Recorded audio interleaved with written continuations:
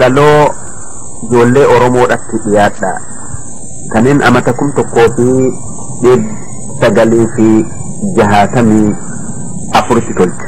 Ijoollee Oromoodha isin yaamanna baraa hundaafuu isin abdanna.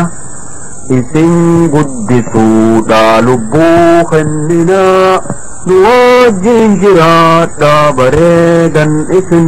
Baraa isinii mootummaa mul'ata waa beekuun sabni nuu guddata nu yoo lolle eenyu ka'ee dubbata mataa biyya keenyaa numaan ol qaban tokkummaa biyyoo teenyatiif ol je'ii qilootan lol'uu bakka hundaa ka'i.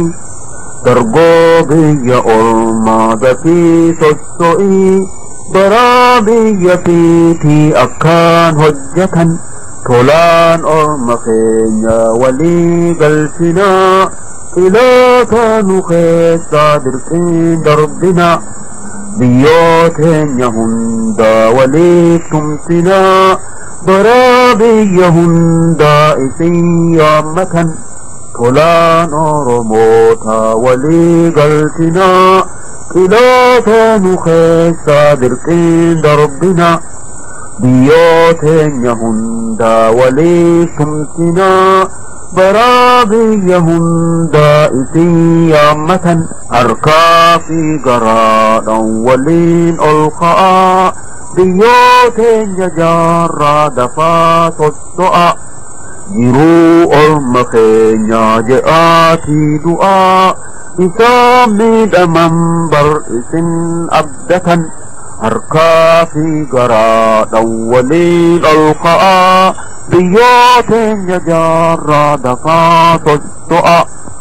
Jiruu Oromoodha je'aatii du'aa isaan miidhaman bar isin abdatan. Ilmaan orma keenya jaynootii ka'aa ni deemna karaa guddinaa nuun bu'a mataan keenya haa guddatuu ol je'aa baraa dhiira fiitiin biyyoo eeggatan nu bar Oromoodha isaan guddatuu qayroon biyya teenyaa ol haa mul'atu. Mataan Oromoodha nu haa dubbatu isaan